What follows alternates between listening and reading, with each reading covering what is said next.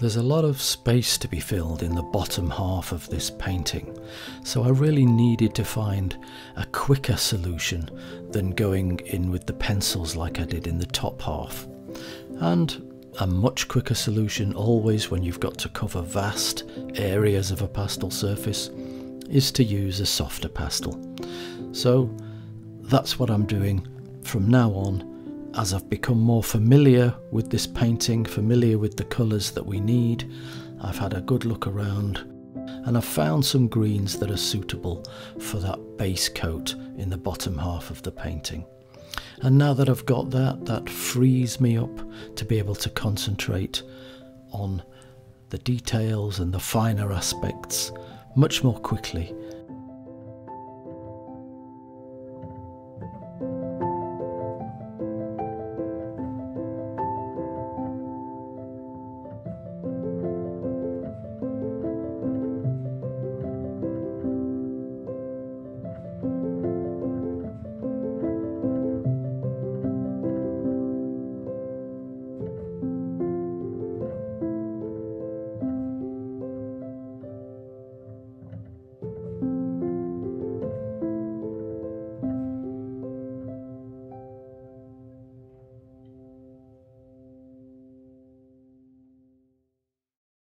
I'm picking up a Henri Roche pastel here to continue with the base layer colouring. Very quick way of laying down some really strong pigment. This part of the bushes here, a lot more sort of olive brown, so the Henri Roche was perfect, just skimmed lightly over the top, and that gave me the base layer that I needed to start adding some more detail with the pencil work.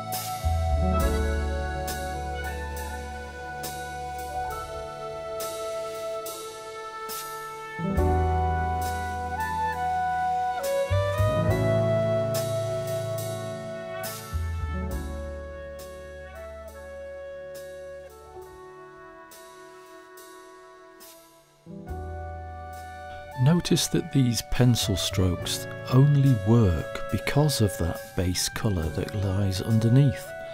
The pencil strokes on their own would look like nothing at all. It's the combination of the two things that makes things work in pastel. Your detailed strokes are only worth something when they're on a base colour that contrasts with them and shows them off to their best effect.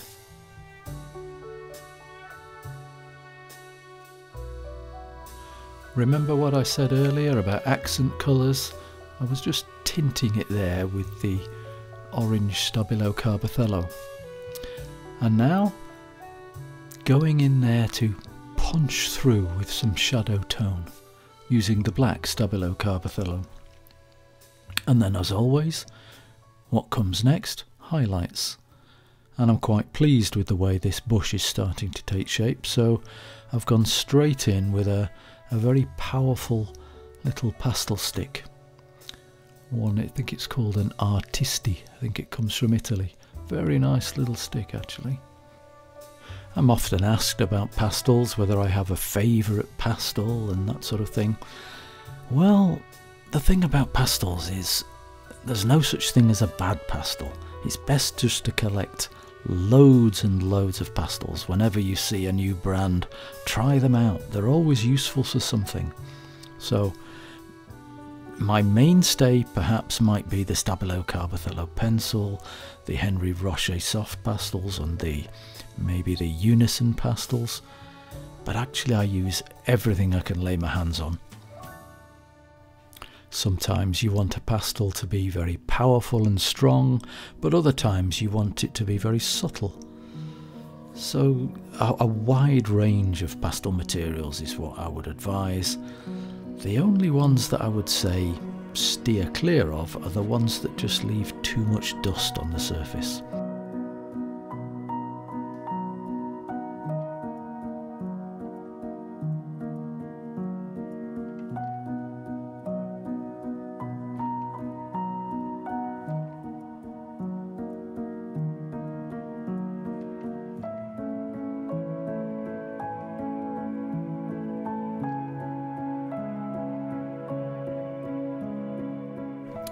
And so with the formula clear in my mind, I'm moving on now from one area of bushes over to another, taking them one at a time, giving them plenty of attention. I'm understanding that this is a long project and I have to pace myself. I want to maintain focus throughout. It's very important. I don't want to ever rush anything on a painting, and with something like this it is important to pace yourself. So perhaps the way I would work would be to complete one section of bush, take a break, come back and embark on another.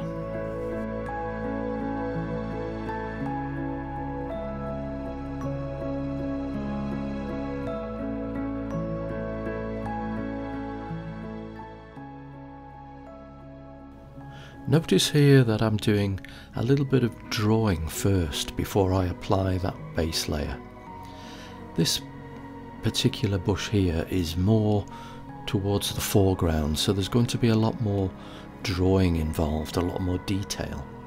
So I'm putting a little bit of that in first before the thin base layer goes over the top, and that sort of helps me with visualizing how this particular bush is going to take shape.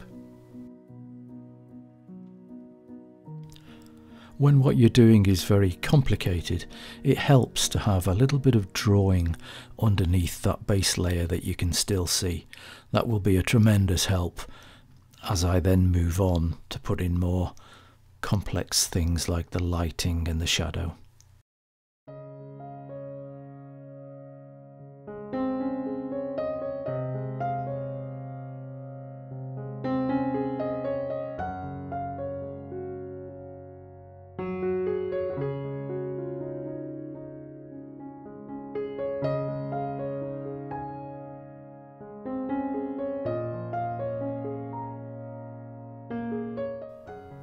I'm adjusting the colour here, a thin little skimming with a more emerald green. It seemed to me that this bush was more olive green towards the shadow area and a more emerald bluish brighter green towards the highlights. So that's just what I'm doing here, just skimming in a very, very fine layer of emerald green.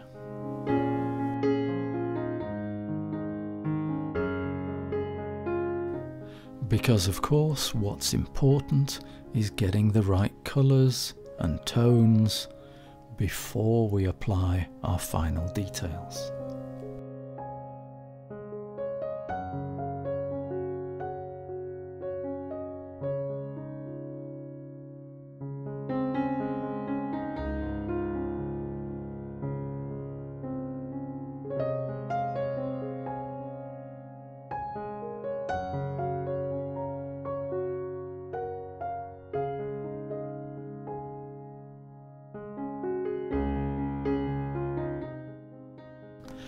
And when I am happy with the colour and tone of a particular area, then I can move in to redo some of those drawing lines, redefine some edges, draw it a little bit more. It's finding this balance between the drawing, the colour and tone, the edges and the light, a balancing act between all of these things, bringing it all together finally to make it look real. Please notice, if you will, the sharpness of the pencil as I apply some details. I can't stress it enough, and I say this because I've got a lot of experience in teaching pastel, and I know that nobody sharpens their pencils enough. When you're doing fine detail, sharpen your pencils. Nice, clear, sharp point.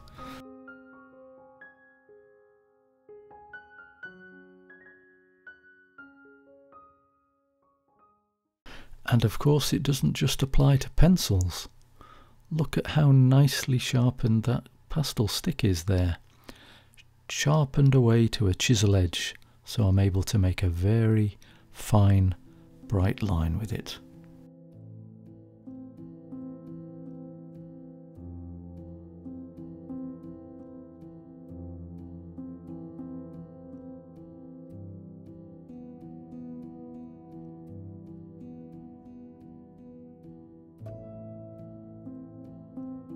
I take my time when it comes to the final highlight strokes.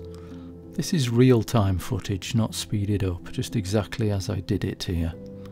Just to show you it's measured, each mark I make here is going to be a final mark that will be clearly seen in the finished painting as it's been laid down. So I take it easy, I take it slow, I think about each stroke that I'm doing, and make sure that I make every stroke count. There's no rushing goes on at a stage like this. You concentrate on these micro details, and then every few minutes you step back and you take in the entirety of what you're doing. It's always important to look at the painting as a whole, assess it, and then get back to the details that you're doing. When one bush is completed, we move around to the next section and complete that one.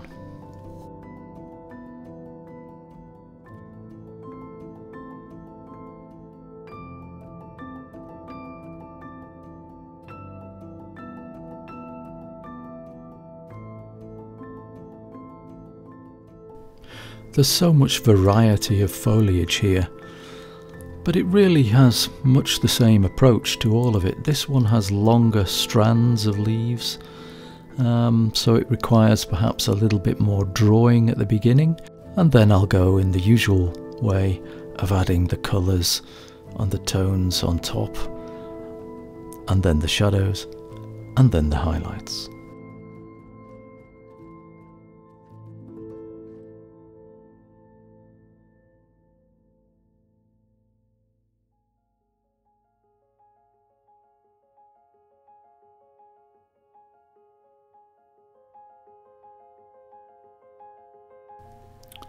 One thing was bothering me a little bit.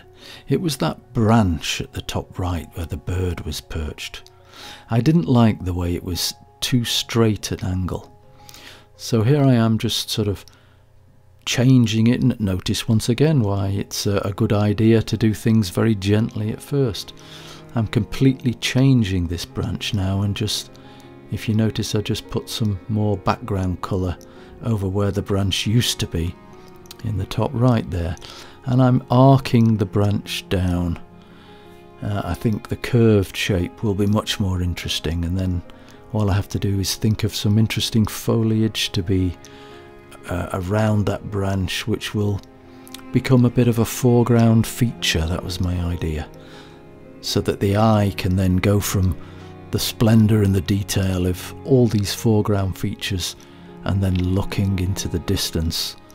And that sense of depth will be what makes the picture more interesting and adds to its beauty. I'm just freehand drawing from my imagination at this point. I was just putting in some large leaves to the right of the hornbill, which I later changed and made them a little bit smaller. And what I'm trying to do here is just put a little bit more of myself into this picture. It's all very well having good photographic references to work from, but wildlife artists need to be mindful of the fact that the art begins where the reference ends. The photographic reference is not the be-all and end-all. It's not the final product, because surely we want to put some of ourselves into our work. Photographic reference can be a bit of a trap, a bit of a creativity trap. And when I work on a painting, I'm always trying to break free of that trap. It's true that I like to get photographic realism. Maybe not photographic, but realism. But I want to put something more in as well. That's paramount. So the entire time that I'm working from my references, I'm always asking myself, what more can I express here? What more can I put in? And it can be just simple things like altering the shape of the branch here and putting some more creative foliage in the bottom right of this painting. Little things that express a bit of yourself, that go beyond the photographic reference. It is very important to try and say something with your art, rather than just view it as trying to recreate the photograph that you've taken. I mean, that really is a dead end. So please think a little bit more about expressing yourself, even at the expense of your realism going down a notch. It's still going to be better to have expressed some of your own creativity. That comes across to people. People see that and they like it. Visual art is all about communication, and realism is only one aspect of communication. You need to put more in. Put some of your own creativity into your work, and you will communicate to others how you feel about this painting. And that will make your art a lot more appealing. Always try to be an artist who seeks to communicate a genuine emotion, rather than one who seeks to impress by technical prowess.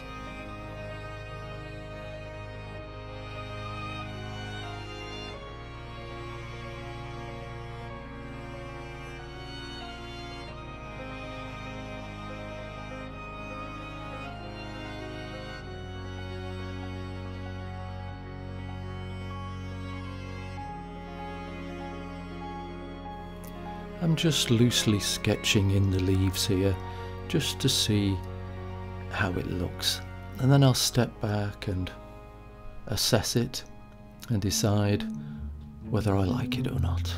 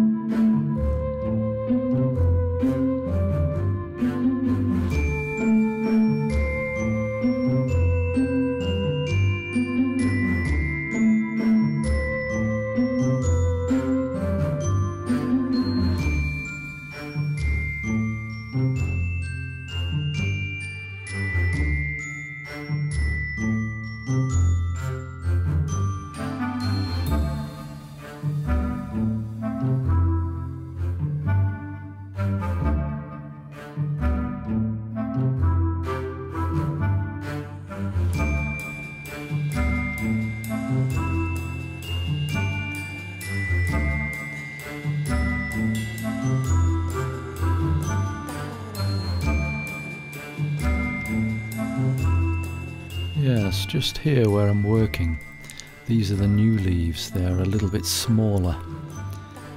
The first lines that I drew when I first started working up in that area, the leaves were almost twice the size, and I thought that scale-wise they didn't work so well with the hornbill. We want the hornbill to appear like the big bird it is, and not mistakenly be construed as something quite small, because they are actually very large birds.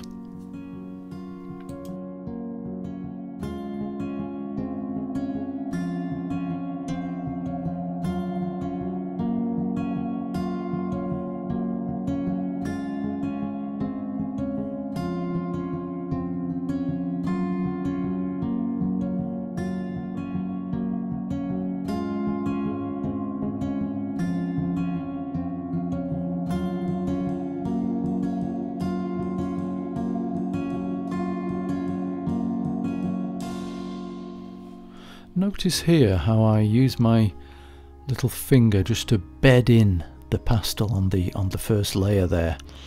I always do that when I put a layer of pastel down in the initial stages. I rub it into the surface. This helps it bond better, and it makes subsequent layers glide smoothly over it. It's a subtle thing, but it's actually a very important thing.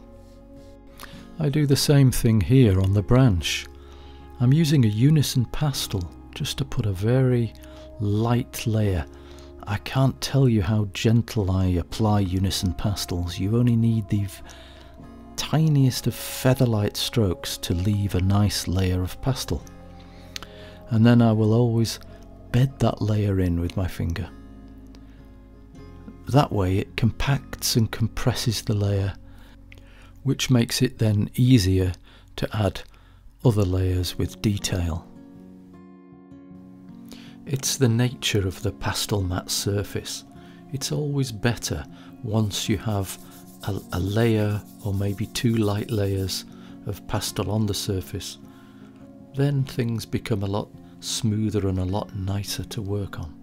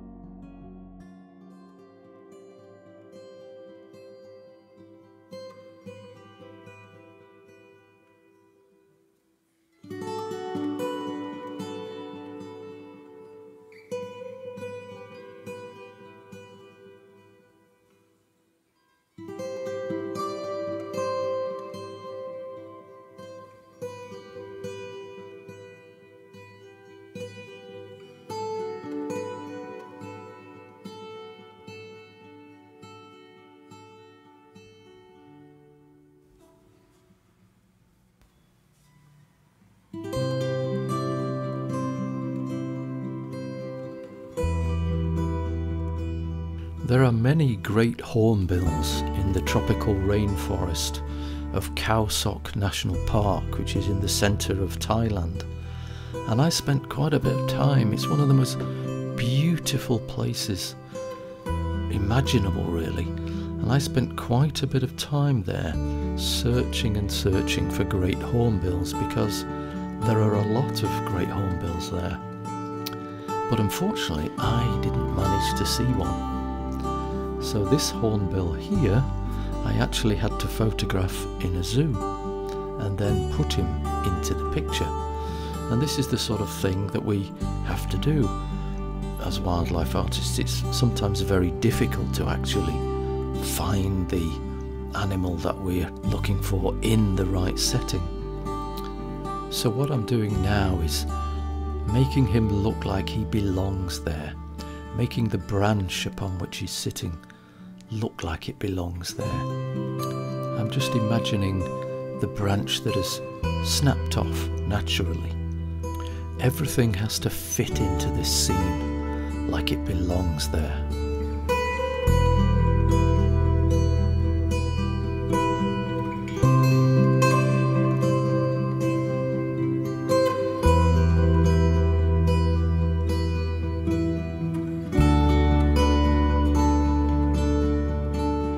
little accent colour to the shadows.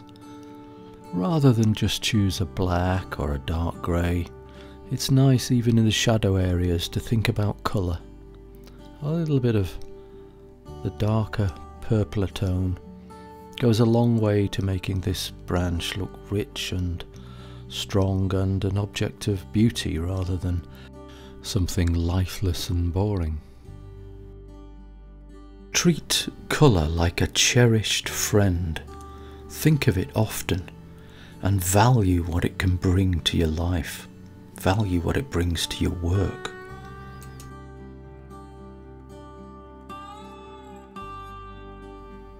And talking of colour, a little bit of colour harmony goes a long way.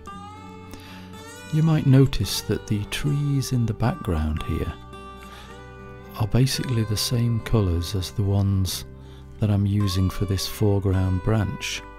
It all helps to gel everything together in the painting and make it look like a harmonious, realistic scene. I want that branch to look like it belongs in this jungle.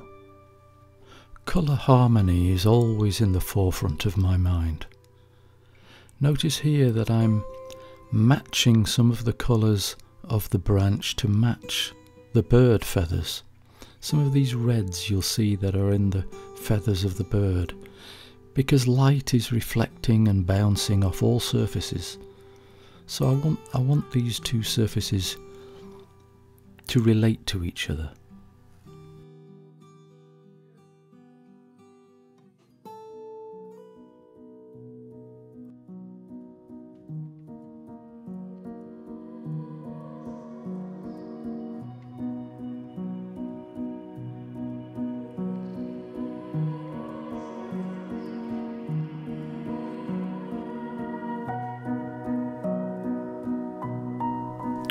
And once I'm happy with the general mid-range colours and tones, then it's time to move in with the deeper shadows and the brightest highlights to finish off. It's the same formula as we used for the leaves. It's always getting the mid-tone correct, the colours correct, then deepening the shadows and stretching it out at the other end of the scale, bringing in the brightest highlights.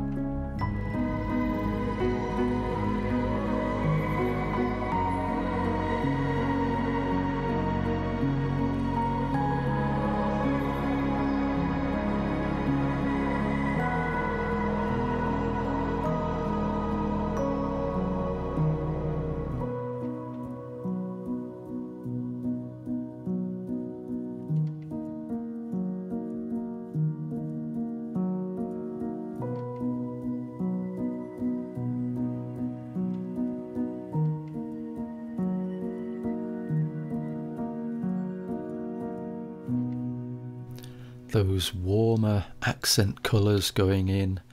All the branches and all the trees in this entire painting were done in this way, with that greyish base tone, then some drawing of some shapes, one or two highlights, and some warm accent colours thrown in over the top just to give it that nice colour scheme.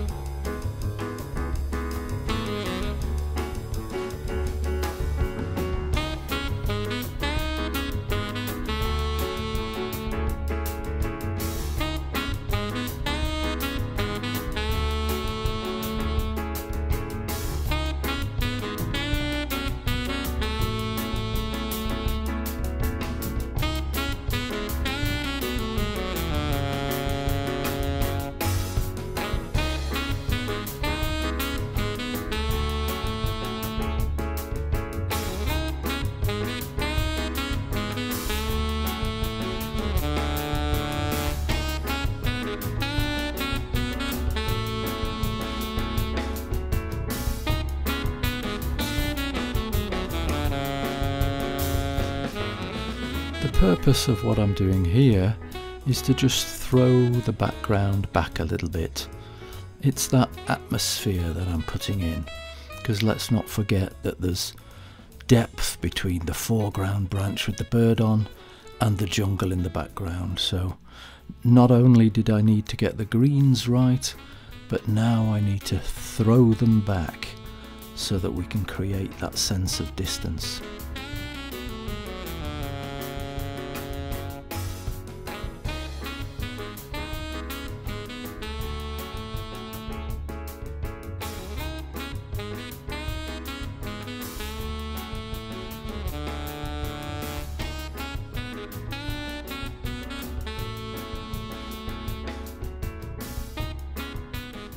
And also, if you noticed, I just put a little bit of a red glow around the branch. That's just a little trick really, just to make it pop out a little bit.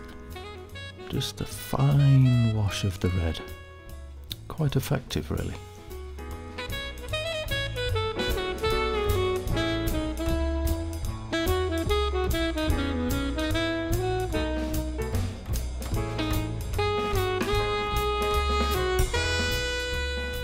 And those eagle-eyed amongst you might notice that you can still see where the branch used to be.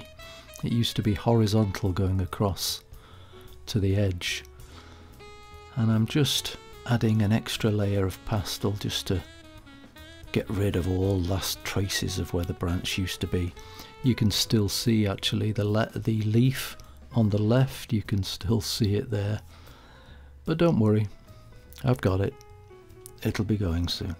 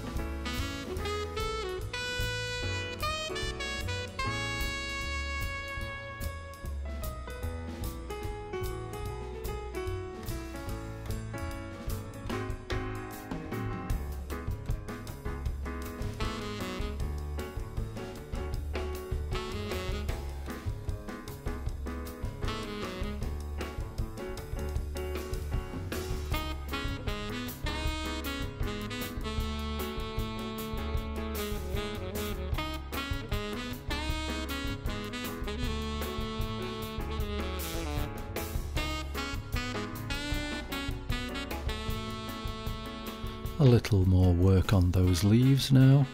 Don't worry, I'll get to the one on the left. What we had before was just an undercoat, just a base layer. And what I'm doing now is just adding some more colours, some tinting in some shades, a little bit more detail, building up to the stage where I can finally add those highlights that will make it pop. Make it stand out. Got to get the most out of every aspect of this painting to make it spectacular. That's always the plan.